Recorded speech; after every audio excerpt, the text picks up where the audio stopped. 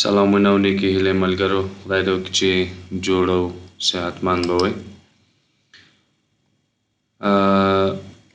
سلام دوستای نهایت عزیز، خدا کنه خوب و صحتمند باشین. امروز ما میخوایم که براتون یک کورس شروع بکنم که این کورس در مورد دسکتاپ بیس اپلیکیشن است. این دسکتاپ بیس اپلیکیشن ها را ما و شما در جاوا کار خود کردیم. ببینین وقتی که ما شما با پانتون یا کالج میریم، هر لنگویجی که پروگرامینگ لنگویجی که ما شما میخوانیم کم میخوانیم یا بیسیک میخوانیم. معمولا ما شما وقتی جاوا هم میخوانیم با پانتون کور جاوا را زیادتر میخوانیم، مثلا کلاس چی است، انم چی است، اینترفیس چی است، آبجکت، وریبل ها، اری یا متد ها، چیزای ابتدایی را میخوانیم که چطور استفاده میشه. وقتی که اینا رو یاد بگیریم سمستر نهایتا خلاص میشم. در این کورس ما میخواهیم که دو تکنولوژی که در جاوا است که از جمله تاپیک های ادوانس جاوا است، یکی JDBC و همچنان JavaFx. JDBC که مخفف جاوا دیتابیس کانکتیویتی است که به ما و شما این تکنولوژی کمک میکنه ما و شما جاوا را با دیتابیس وصل بکنیم و همچنان تمام عملیه هایی که در دیتابیس نیاز است که مثلا اینسرت شود، اپدیت شود، دیلیت شود سلکت بکنیم و هم تمام عملیه هایی که ما شما در دیتابیس اجرا میکنیم میتونیم باز با کمک همی تکنولوژی اجرا بکنیم. انشالله به تفصیل این تکنولوژی رو میخوانیم.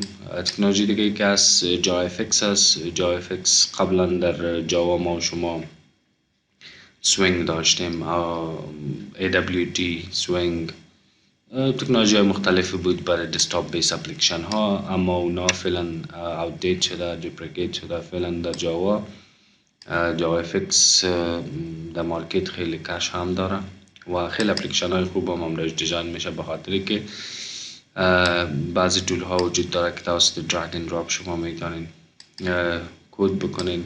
خیلی ساده کد میشه و همچنان برای دیزاین کردنش ما شما میتونیم از CSS استفاده کنیم. CSS که در وب دیزاین ما شما استفاده میکنیم.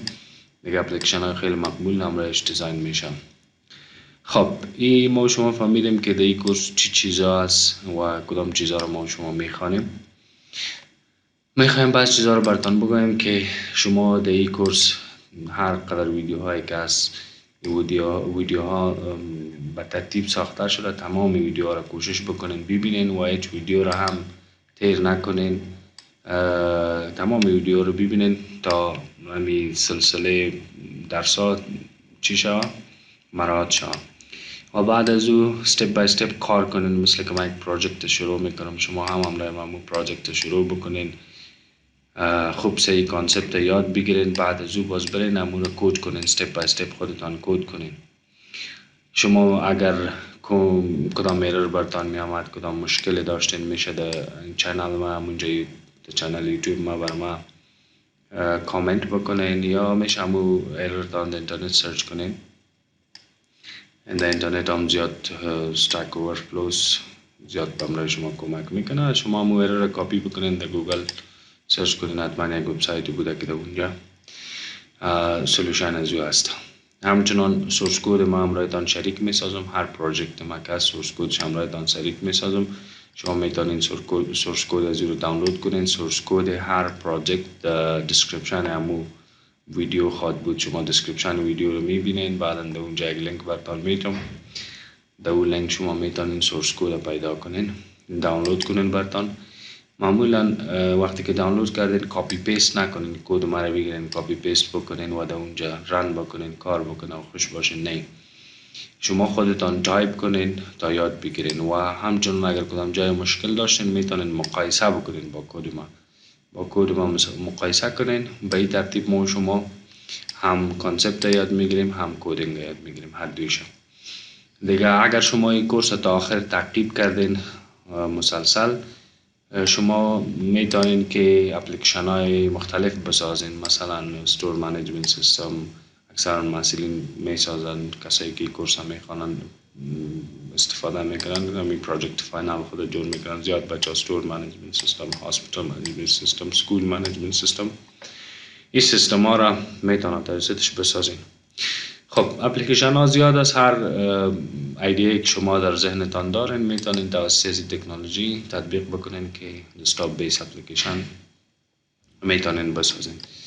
به اضافه از شما میتونین یوتیلیتی سافتویر ها رو به کمک از بسازین. مثلا میدیا پلیر است، مثلا آنتی ویروس است، سافتویر های کوچک دیگه که در کامپیوتر است دسکتاپ بیس هستن، اونا رو شما میتونین امرایش بسازین. دیگه انشالله در ویدیوی بعدی میبینیم و سافتویرهای رو براتون معرفی خواهد کردم که به خاطر پیشبرد کورس کدام سافتویرها رو شما باید اینستال داشته باشین. ویدیوی بعدی انشالله میبینیم. وقت خوش.